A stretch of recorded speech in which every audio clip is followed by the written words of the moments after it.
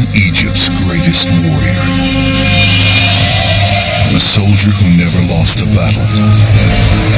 A general who rivaled the great conquerors of history. A king who transformed his nation into an empire.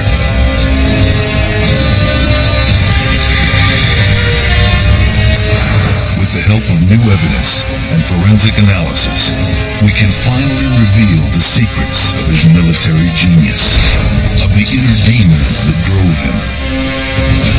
This is the amazing story of Thutmose III, Egypt's Napoleon.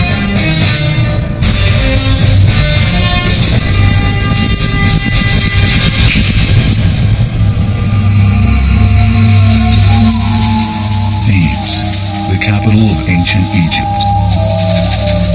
More than 3,000 years ago, it's the year 1457 BC. Queen Hatshepsut has died after bringing peace and prosperity to the land for 20 years. But she's not just any queen. She's a queen who ruled as king. Some Egyptians mourn her passing. Others rejoice, saying she exercised far too much power for a woman. Hatshepsut's peaceful rule came at a price. At her death, Egypt faces enemies at the borders. Rebellious city-states, Syrians and Canaanites, all eager to test the courage of the new leader.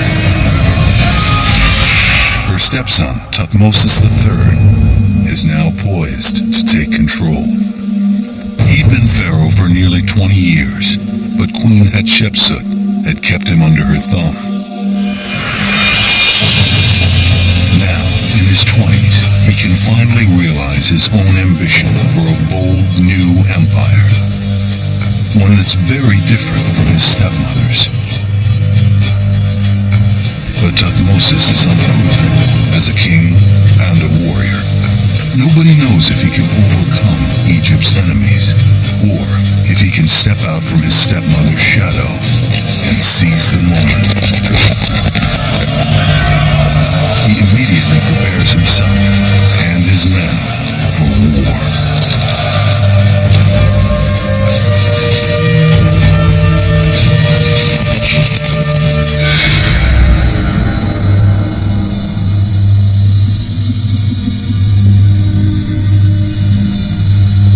3,500 years later, Thutmose rests in a glass case in the Cairo Museum, with a faint hint of a smile across his mummified face, the face of an uncommon warrior and empire builder.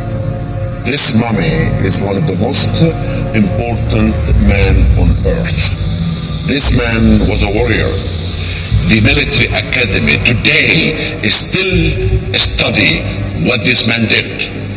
And that's why I feel when I look at him, I tremble. I tremble because of the power of this man, that he was really established the empire of Egypt.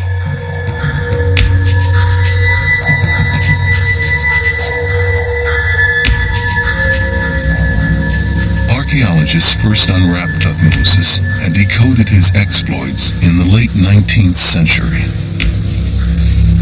French archaeologist Gaston Maspero examined the damage from head to toe. His head is broken off at the neck. His body and all four limbs have been detached. The feet and arms broken into fragments. Maspero knew these weren't the injuries of war. It was damage done by the usual suspects. Tomb Raiders.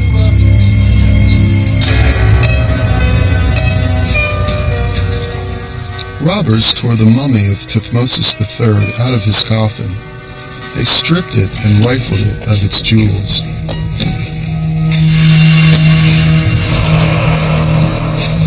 Not long after the find, Egyptologists dubbed Thutmose the Napoleon of Egypt.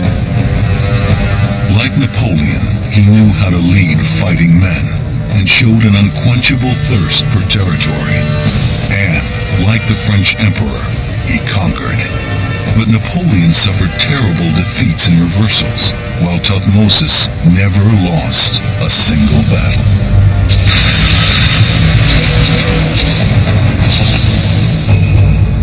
Yet the grinning, ravaged mummy doesn't tell us anything about Thutmose, or the passions that drove him.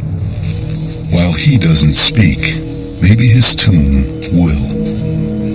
The Valley of Kings, the eternal resting place of many of Egypt's greatest pharaohs.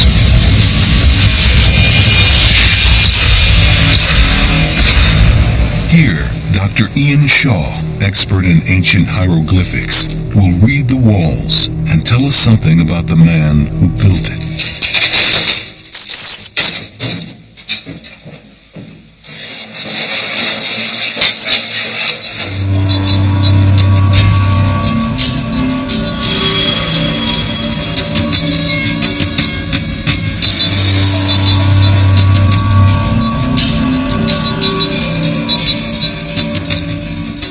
For me, the most amazing thing about this tomb is just the sheer freshness and the immediacy of it. The tomb walls tell us that Thutmose was far more than a man of war.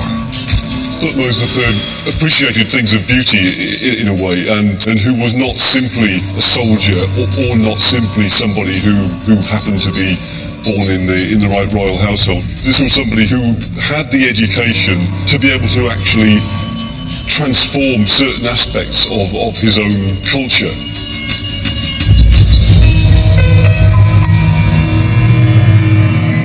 Up here I can see the king himself. The reference here is to the death of the king and his transformation really into a version of the sun god. The walls include magician spells that will help him reach the afterworld. Pharaohs like Thutmose believed they were more than kings. They were gods, destined for immortality. But here on Earth, a young Thutmose may have been less than godlike. He was born into a world dominated by his stepmother. Hatshepsut was the chief wife of his father, the pharaoh. Thutmose's birth mother occupied a minor place in his father's harem. She didn't have royal blood. Hatshepsut did. Some speculate that even while his father, the pharaoh, was living, his stepmother seized too much power. When his father died, Thutmose became heir to the throne.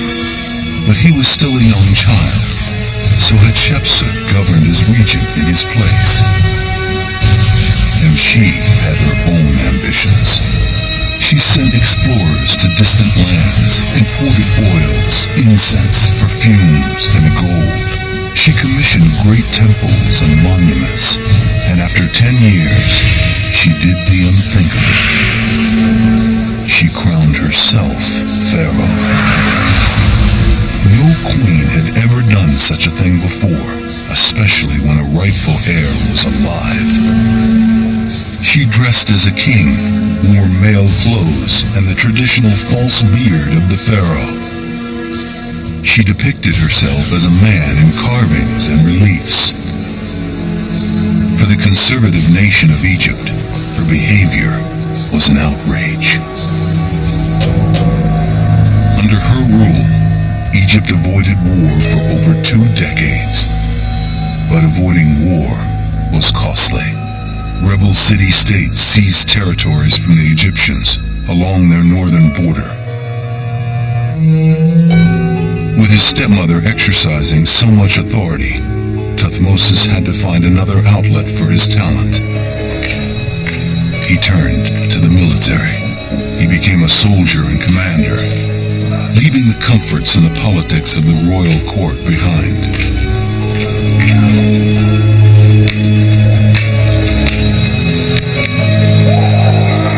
He trained as a warrior, biding his time. Then, in 1458 BC, Hatshepsut died. No one knows the cause of her death.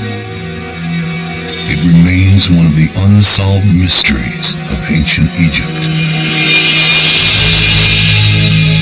Thutmose immediately took control. He believed that his new Egypt needed more than just a pharaoh. It needed a commander-in-chief who would risk his life on the front lines and lead the charge in battle. To quell the uprising on his northern border, he advanced with some 20,000 troops into Palestine. It was the first of 17 military campaigns to assert his dominance in the region. He expanded the empire, both north into Syria and south along the Nile into Nubia. He startled his enemies with aggressive tactics, effectively using ships to transport his men, supplies, and weapons quickly. His army even carried boats overland as far as the Euphrates River. Thutmose acted like a modern commander in other ways. He used a network of spies to gather intelligence.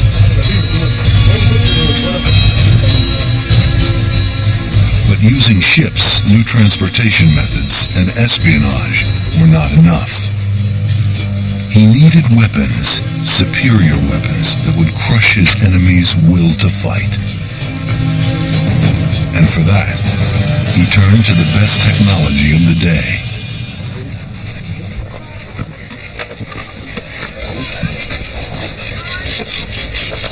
Like Napoleon 33 centuries later, Thutmose III took advantage of new and better ways to defeat his enemies.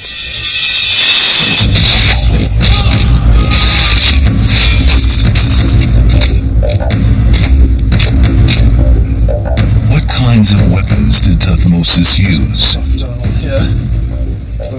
Dr. Thomas Hewlett, an archaeologist at Britain's University of Durham, and Tom Richardson of the Royal Armoury are top experts in ancient weaponry. They've come to Egypt to put the pharaoh's weapons to the test. It's something very much an arms race, which for each development in different types of armor, so too comes a development in more and more effective types of weaponry. The bow and arrow was the artillery of the age. There were two basic types, and Thutmose relied heavily on both of them.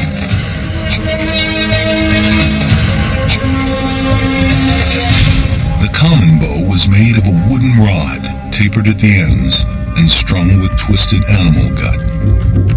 It was easy to mass produce, and Thutmose gave it to large numbers of his infantry. Each archer unleashed a barrage of roughly 10 bronze-tipped arrows per minute. The arrow shower would tear flesh and shatter bone. To make bow and arrow artillery more lethal, Thutmose took advantage of a recent innovation. The composite bow was made from layers of wood, animal sinews, and horn to strengthen it and give it more spring. But the bow was expensive. The army can only deploy it to its officers and charioteers. It was capable of accurately propelling an arrow 1,000 feet, nearly twice the distance of the common bow. With both bows in play, Thutmose could attack his opponents both short range and long range. 1,000 archers, each carrying 24 arrows and shooting them within 2 minutes. 24,000 lethal missiles. His enemies would have nowhere to run or hide.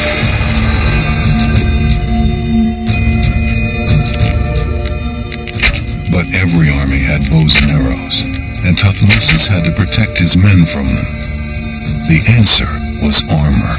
That meant using the Kevlar vests of their time, a technology so successful it lasted for generations.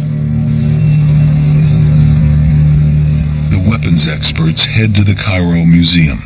Their mission? To see the only piece of ancient Egyptian armor that still exists, so they can make a replica and test it in the field. Wow, so there's the first one of Tutankhamun's chariots. The cross strips are actually horizontal. Yeah, well that's... So I would imagine... This armor happens to belong to one of the most famous pharaohs of all time, the Boy King, Tutankhamun. It's been hidden away for years. King Tut's personal body armor, made from rawhide. Fantastic. It's absolutely amazing. Well, I'm completely bowled over by this. That's one of the great moments, is coming to a place like Cairo and getting a cupboard unlocked and seeing an object that no one's seen, which takes you back into almost personal contact with someone who died 3,500 years ago. The only existing late Bronze Age armor which exists anywhere in the world. The scales themselves are rawhide. Yeah, sure. If you take and shine a light through them, they are still translucent. Yeah, you can see the translucency in this little scale here. Armor like this protected Thutmose' foot soldiers from attack.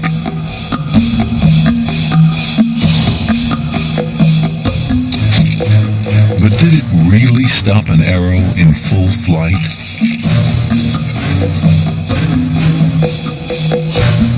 The only way to find out, put it to the test. First, our experts set up the dummy with basic rawhide armor.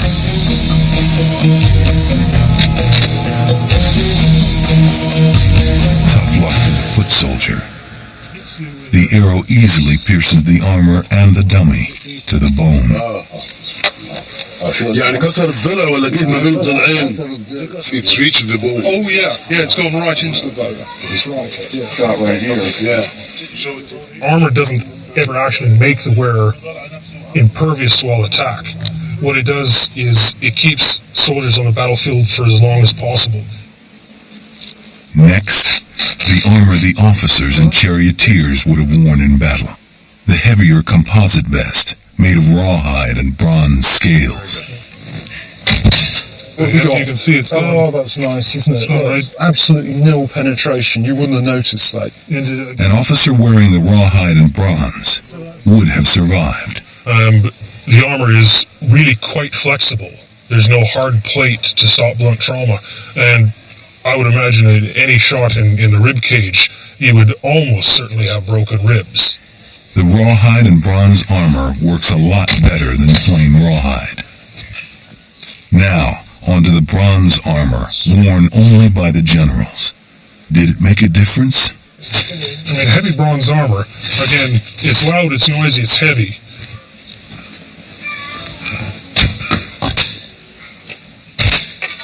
It works like a charm. Well, that seems to That's work. exactly Look at the what I curl on expected. that. That's exactly what I expected. So The tests show that each level of armor from rawhide to bronze gives extra protection. The Kevlar of its day, the heavy bronze armor, worked best, but there were two drawbacks. It weighed too much for hand-to-hand combat. In the desert heat, where temperatures can exceed 100 degrees, the average foot soldier couldn't use it. And it was expensive. Even the Egyptians couldn't outfit an entire army in bronze armor. As Thutmose knew, just having armor and arrows isn't enough. You have to maneuver them into the right position. To do it, Thutmose used the chariot. But firing an arrow accurately from a moving platform wouldn't be easy. Could they do it?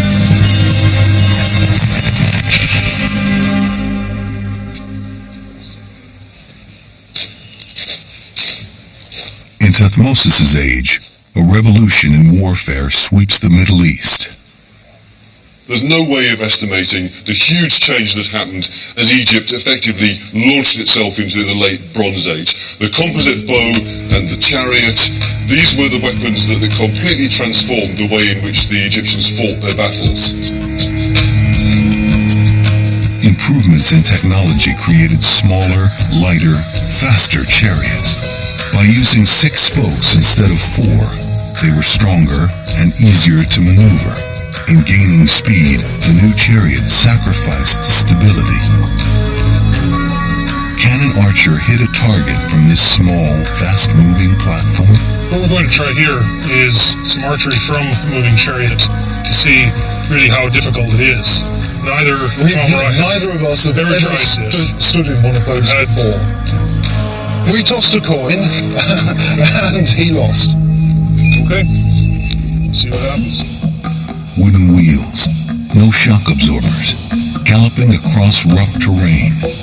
It looks easy in the images, but can Tom hit the target? Arrow after arrow? Attach some ropes, and hopefully this will provide a little bit better stability. In the ancient world, that you'd be working with a chariot driver that you had dealt with for many years. Certainly, it would make it much easier to tell fast or slower as to enough, or smooth enough. And you would instinctively know where to drive to give you the best shots at the targets. And certainly all of that done in the heat of battle would be, you'd have to work as a seamless pair. This is incredibly rough. Okay, we'll give this another try. Let's see what happens. And this time, he hits the target again and again. If Tom can do it in one trial, imagine hundreds of trained charioteers doing it in Thutmosis' army. It would be intimidating and lethal. We're talking about very large quantities, hundreds of chariots, all in large formations together, riding up, raining down arrows, these deadly bronze-tipped arrows. And the revolution that's involved with these guys is no less significant than the use of aircraft in warfare in the 20th century. Even with chariots, in Thutmosis' time, most of the combat was still hand-to-hand.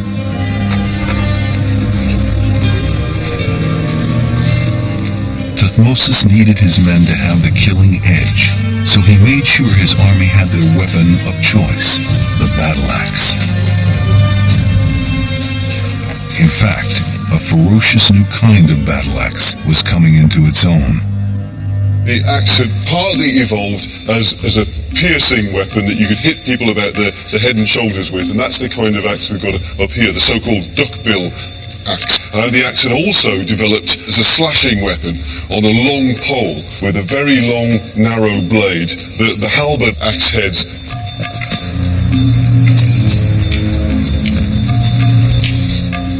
With the axes, the infantrymen could create mayhem.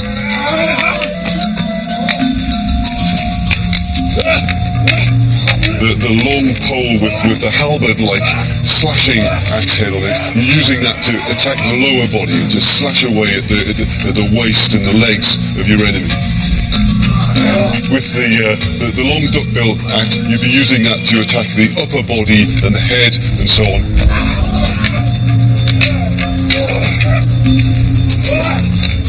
I imagine that this type of axe was used more in the later stages of battle when the foot soldiers were moving in to essentially capitalise on the mayhem that had been wrought by the volleys of arrows sent over. So they really needed to get in close to the opponents in order to make proper use of these weapons, because this was not something you throw at your opponent. You wanted to hang on to it and to be able to use it continuously through the battle.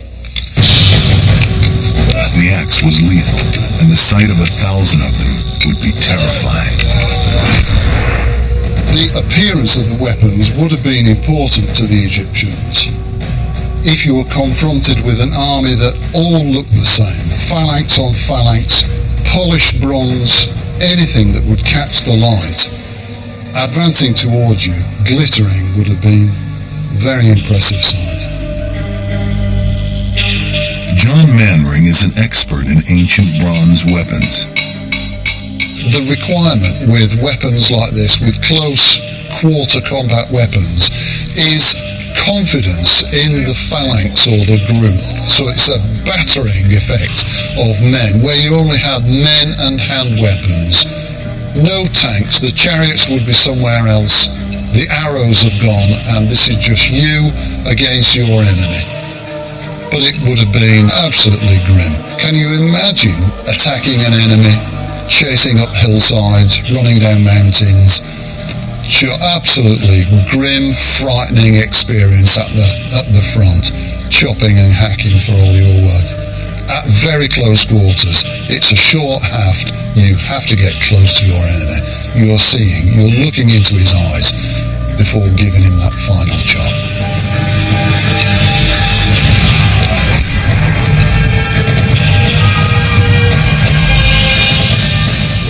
Same heads on each. We'll get the most force we can out of the long haft. We know the axe would have hacked through ordinary body armor, but was it strong enough to penetrate the bronze armor worn by officers and generals? Doctors Tom Hewlett and Tom Richardson set up another bronze armor dummy. This time they're going after it with a battle axe. One-handed, remember you've got a shield in one hand. That's true. Yep. The infantry soldiers primarily would have had a shield in one hand and the weapon in the other, so although it's very tempting to use both hands to get as much force as possible, the first shots at aim rate should be one-handed. So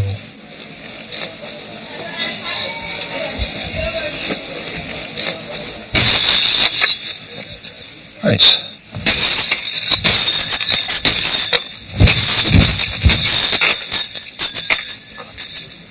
Well, that's sorted that armour out then.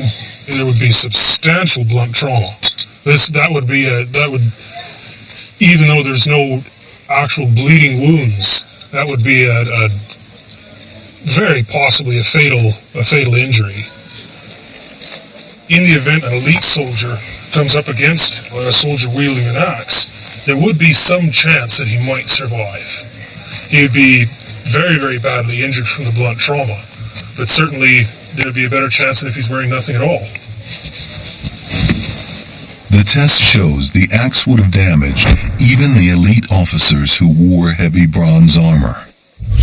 Arrows, armor, chariots, axes.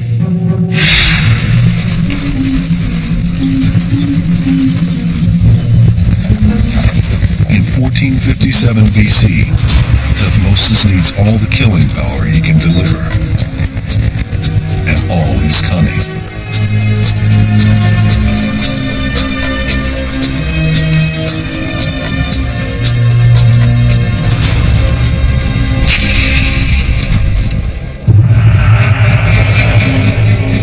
Less than a year after Thutmosis took control, local rulers to the north have mounted a rebellion against Egyptian rule. It's a challenge that's critical. It could disrupt a key trading route and cut off Egypt's economy. For an ambitious ruler bent on expanding his empire, there's no choice. Unlike his stepmother, Thutmosis won't sacrifice power for the sake of peace. The pharaoh assembles tens of thousands of weapons, countless supplies, and some 20,000 men. He moves his army from a border fortress into Gaza. From there, they march 75 miles toward Megiddo. Although it's a professional army, many of the foot soldiers are from poor families, drawn into the king's service by the promise of plunder. If they survived the battlefield, some brought back gold, cattle, horses, and even women. To the troops, Thutmosis adds a scribe, a royal reporter to record the battle. Like the great military leaders who will follow him, Caesar, Alexander, Napoleon, Thutmosis understands the power of the written word and wants to make sure he controls it. His scribe, an army commander named Thunani, becomes the first combat reporter to capture the carnage and commit it to history. His account is published at the Temple of Karnak in the capital. Thutmosis's people read it, and so can Ian Shaw today. Chaldeni went with Thutmose III's armies, and who in a sense was the original war correspondent, the original embedded journalist who followed the armies through their 17 campaigns, scribbling down basic details of the movement of the army, the king's strategy, and so on. Chaldeni's original diary is the basis for these annals.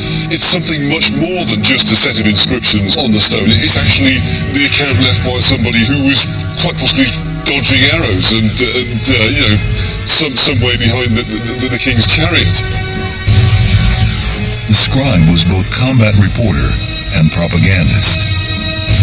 His account described Thutmosis' most famous battle, an epic conflict in a desert city called Megiddo. The city straddles a major trade route. It's a gateway to the riches of the north. Megiddo is so strategically important that it will be fought over for centuries to come. We know it today as Armageddon. Eventually, they reach the stage where they realize that if they're going to make any more progress, they have to deal with Megiddo. Led by the Canaanites, the rebel forces position themselves outside the fortified city. One flank goes to the north and another to the south. The Egyptian army hasn't engaged a major enemy in over 20 years. A whole generation of Egyptian soldiers has never been tested in combat, yet Thutmosis can't afford to wait. He and his army cross the desert at a blistering 15 miles a day to close the distance between his army and the rebels.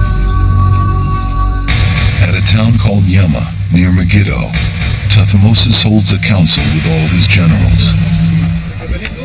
Even though he's pharaoh, he'll lead his men into battle. In the annals, we get images of Thutmose III which show us he was prepared to go against the grain and to present himself, at least, as someone who was not some old fuddy-duddy ruler sitting in his throne room back in Egypt, but was out there in the field making decisions. All of the inscriptions here are telling us exactly what was happening when Thutmose III was having this council with his generals. You can get quite a good sense of what's going on in the actual conversation with the generals here. I can see here the word for way or road. There we are. There's another reference to road. So I know that in this part of the inscription, they're discussing the possible routes that might be taken. There are 3 routes to Megiddo. 2 are long, easy, level roads around the hills. The third is shorter, a narrow, treacherous passage. But it slices directly through the hills to the battlefield. His generals advise him to take one of the easy routes. But Thutmosis thinks the enemy expects him to do just that. He makes a bold decision. His scribe, Thunani, claimed in his account that Thutmosis gave his soldier this speech. I am the beloved of the god Ra, and praised by my father, the king of gods, Amen. I will take the narrow road. Those of you who are willing, follow my lead. Follow your king. And then his troops shouted in reply, we will follow you, our king, wherever you lead us.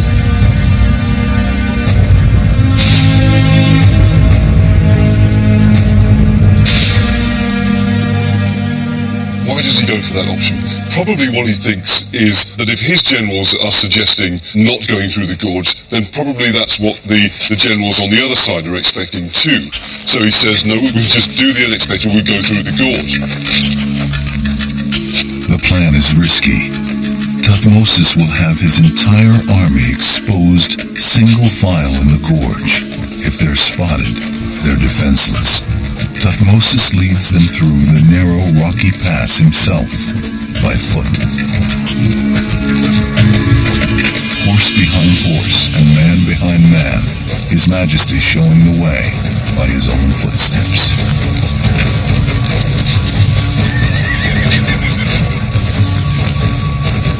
Thutmosis even orders his men to carry their chariots through the gorge. Tens of thousands of armed rebels wait on the other side. Thinking they know where Thutmosis will march in, they have positioned their forces near the easy level roads to the north and south, some 8 miles apart. It takes the entire morning for Thutmose' army to pass through the gorge.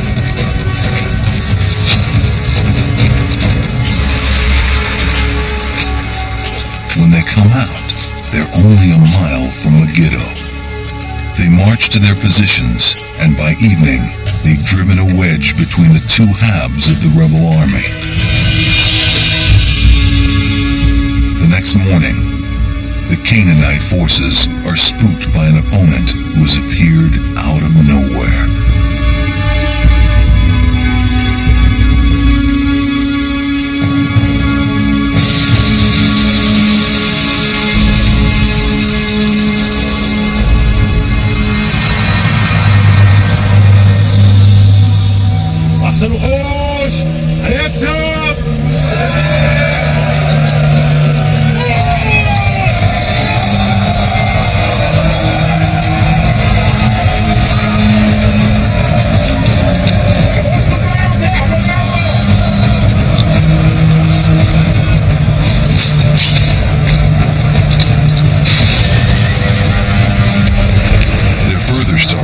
Sight of Thutmosis and his golden chariot at the head of the charge.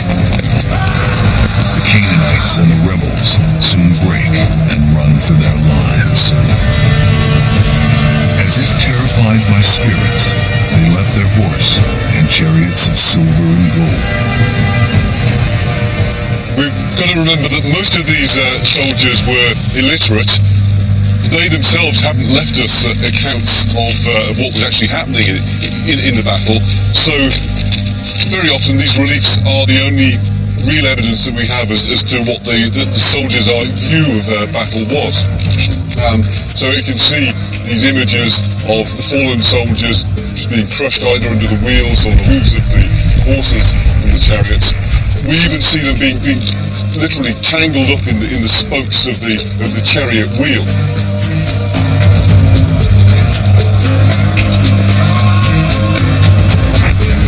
But the battle turns out to be just the beginning.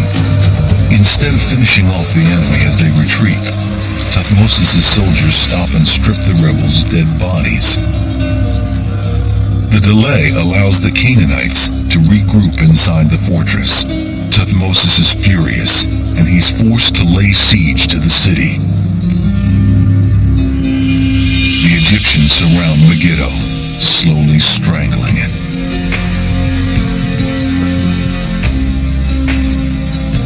It takes 7 months for the city to fall. Now its people and their possessions become plunder.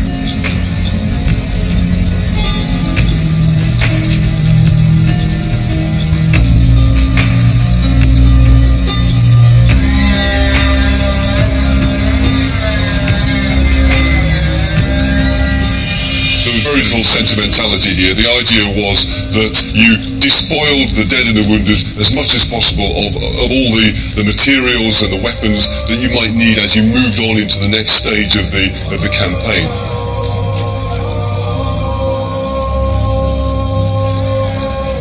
The records list nearly 900 chariots, 200 suits of armor, and 2,000 horses. Many thousands of men were killed. After the battle, the Egyptians cut off the hands of the enemy dead and presented them to their king to keep tally.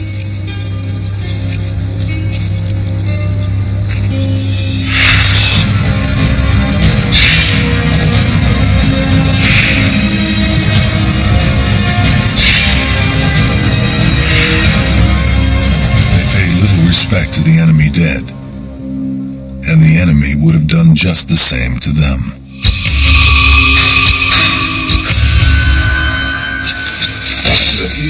Bones scattered everywhere.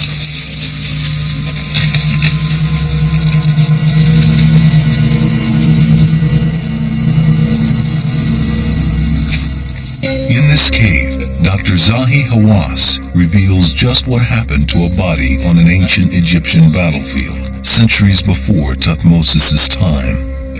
You can really see that dramatic scene that happened more than 3,900 years ago. If we can close our eyes in the time of the battle, we can imagine those 60 brave soldiers. They fought to defend Egypt, and they were killed. And the king honored them and buried them here. These are the bones of ordinary Egyptian soldiers, scarred forever by combat.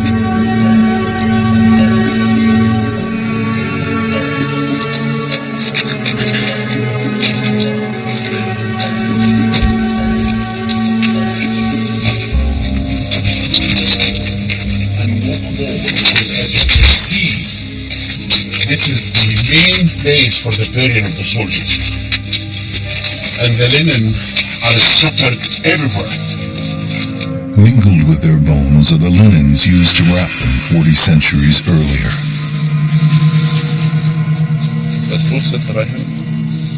The bones show us the grisly work of what was then the ancient world's most advanced and deadly weapon.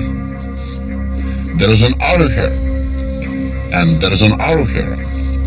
And look at this man, an arrow in his arm. Another arrow. Another arrow. Skulls. Someone lost his eyes, had an arrow in the skull. His right arm was completely lost.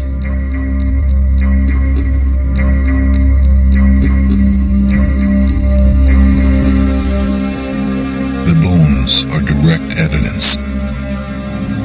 But these reliefs and carvings tell us even more about the gory aftermath of metal meeting flesh and bone.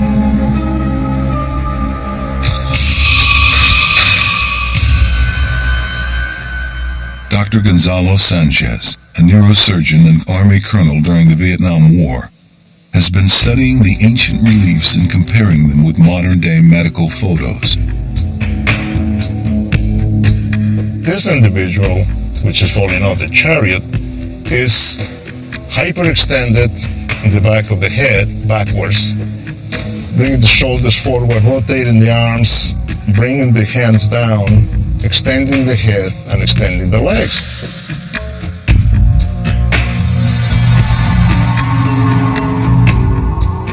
This picture shows a patient who has had an injury that has produced the head extended, the shoulders thrown forward, the arms rotated in, and the position of the hands somewhat flexed. What seems to be crude drawings are really anatomically accurate images of ordinary soldiers suffering agonizing deaths carved more than 3,000 years ago. If you were hit in a limb, you probably survived. When you were hit in a cavity, whether it was the cranial cavity, abdominal cavity, chest cavity, you probably died. Because you don't die from major blood vessel injury, you die from infection. The agony of death paid no attention to rank. Foot soldiers, generals, and kings faced the same risk. Take the case of this mummy, an ancient pharaoh, Sekenenre Tao II. He was king of Egypt a century before Thutmose. At the time, his nation struggled against invading armies. Sanchez examines an X-ray of his remains and reveals the forensic details of the king's death in combat. He must have been at the front of his warriors and surrounded. Probably tried to ward off the impact coming from the left side with his arm. Still the hatchet hitting him from below on the left side. And of course, he penetrated deep enough and broke the bones of the face. Sekenenre's skull is badly damaged.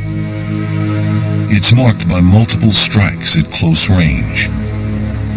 Straight axe, broad axe, and possibly a club or mace.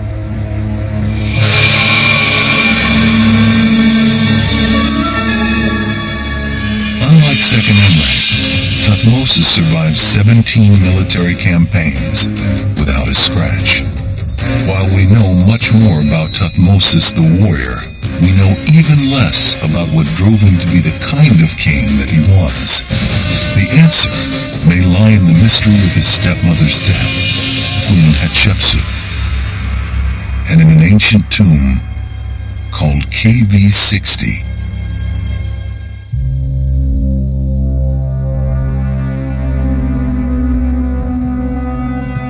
Unlike Napoleon 3,000 years later, Thutmose seized territory and power and held them. Thutmose forged Egypt's greatest empire, stretching almost 2,000 miles from Lebanon in the north to modern-day Sudan in the south. His Egypt was stable and powerful, a center for culture and art. Thutmose's Egypt was far different from the Egypt that his stepmother ruled. But he had to wait many years for his stepmother to hand him the throne.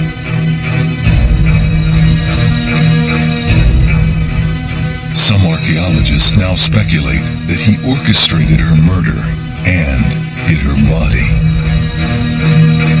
Someone moved her body from her burial chamber. Now, we may be on the verge of uncovering her.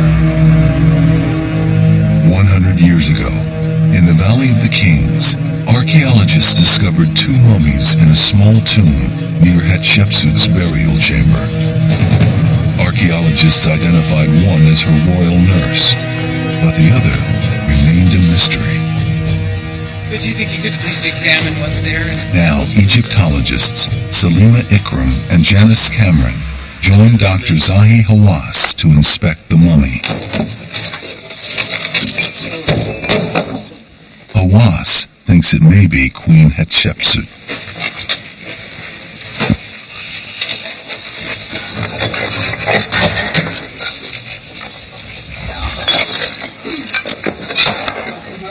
Yeah. Ladies, follow me. It's a very strange tomb. It's left unfinished.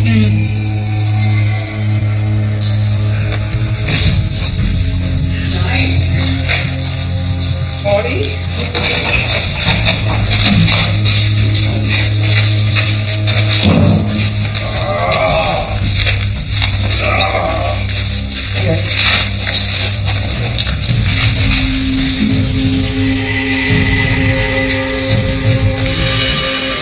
They first check to see if her arms have been folded in the traditional posture of a queen. They are. Who said that she's old? Well, She also appears to have been the right age. She's like 45. well, really huge pendulous breasts. Yeah, I can really see that here.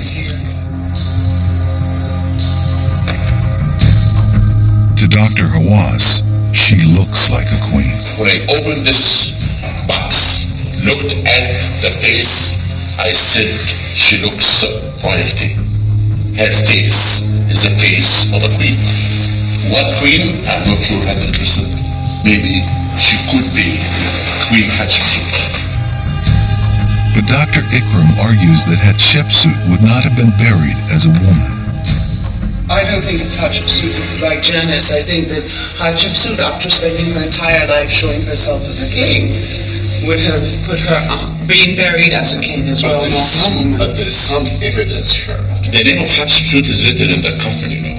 It is. The name of Hatshepsut. Yeah. 6894. They decide to investigate the other artifacts stacked in the tomb. 27-7. Everything appears ordinary, except for one item. Is it? Yes. Where? How many case pieces? Does it?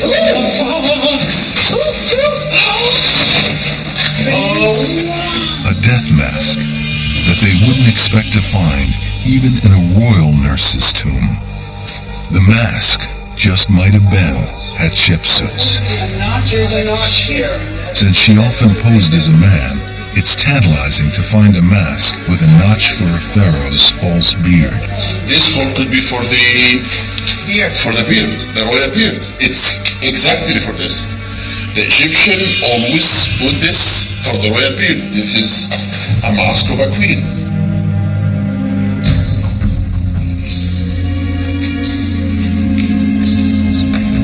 And this could be the coffin of that mummy. It's Hatshepsut. It's fantastic.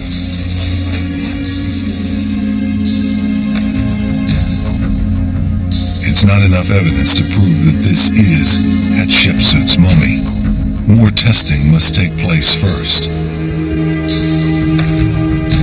But this inconspicuous tomb may turn out to be the resting place for one of Egypt's most remarkable rulers.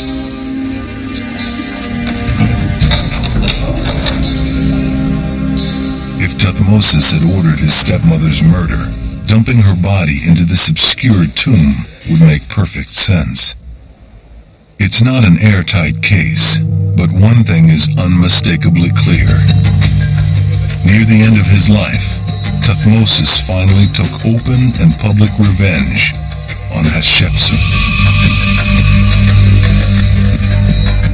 At the temples of Deir el-Bahri and Karnak, a close inspection reveals the outline of a figure. Someone has carved it out. Other walls reveal more and more images of this same person, all deliberately erased under direct order of Thutmosis. It's Hatshepsut.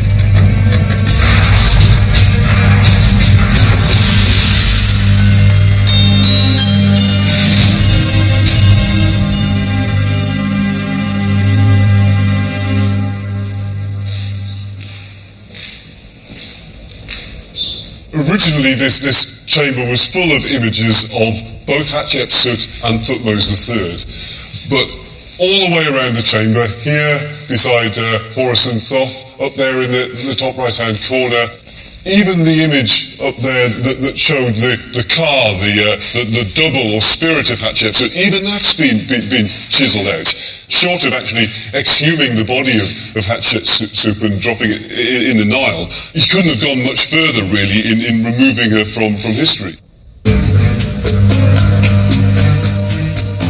Egypt's ancient records show that 30 years after her death, Thutmosis ordered every image of his stepmother to be destroyed. All shrines, images, and statues. It seems oddly spiteful and petty for such a great pharaoh. But for ancient Egyptians, images had enormous power in this world and in the afterlife. Defacing Hatshepsut's images and statues was a crude attempt to remove her from history. But to Thutmosis, it also would have denied her any chance of an eternal life, any chance of immortality. Was it punishment for a queen who overstepped her bounds when she declared herself pharaoh? Or was it Thutmosis's personal act of vengeance? Whatever the reason, it casts Thutmosis, the man known as Egypt's Napoleon, as an enigma. A complex man struggling with his own demons. Yet, under his 32-year rule, Thutmosis expanded Egypt's empire with arrows, armor, chariots, and axes, and the blood of his soldiers. He was a brilliant tactician who never lost a battle. His 17 military campaigns would build the largest empire in the history of Egypt.